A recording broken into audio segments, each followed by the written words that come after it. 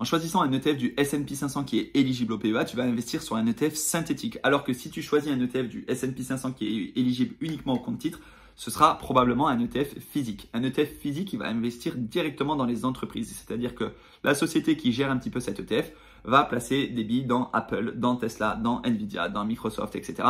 Et ce sera donc un ETF qui investit concrètement et directement dans les entreprises. Et finalement, c'est la performance de ces entreprises qui va faire la performance de l'ETF. Je rappelle, un ETF du S&P 500, c'est un ETF, c'est un panier d'actions qui investit sur les 500 plus grosses boîtes américaines. Mais le problème d'un ETF physique, c'est que le fait d'être investi sur des entreprises américaines ne te permet pas d'être éligible au PEA. Donc la subtilité, si on veut investir sur un ETF du S&P 500 éligible au PEA, c'est de choisir un ETF qui est émis en Europe. Par exemple, iShares, Amundi, etc. Ils émettent des ETF qui sont en Europe, mais qui répliquent la performance des marchés américains ou des marchés étrangers. Par exemple, on a le WPEA de iShares, c'est un ETF du MSCI World qui est éligible au PEA et qui te permet donc de t'exposer à la performance mondiale des marchés financiers.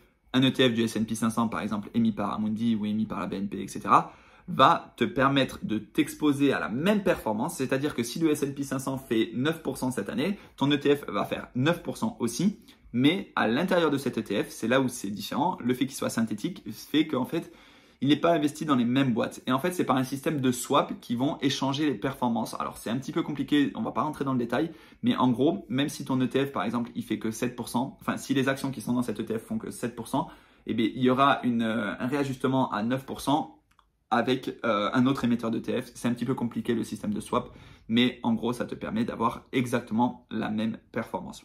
À quelques unités près, la même performance grâce à des ETF synthétiques éligibles au PEA. Donc, le niveau de risque, il est peut-être un tout petit peu plus important avec les ETF synthétiques, mais du moins, quand on commence, pour moi, c'est important de se concentrer sur le PEA parce que pour l'instant, il y a un avantage fiscal et c'est...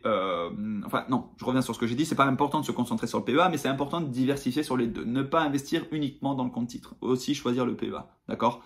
Comme ça, vous pourrez avoir des ETF physiques et des ETF synthétiques. Et si jamais il y a un problème avec l'ETF synthétique, vous avez toujours votre ETF physique.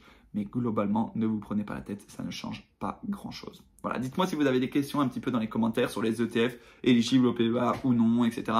Physique, synthétique, j'espère que vous avez capté la différence. Physique, ça investit directement sur les entreprises. Synthétique, ça réplique la performance au travers d'autres entreprises qui vont avoir la même performance finalement. On peut le résumer comme ça.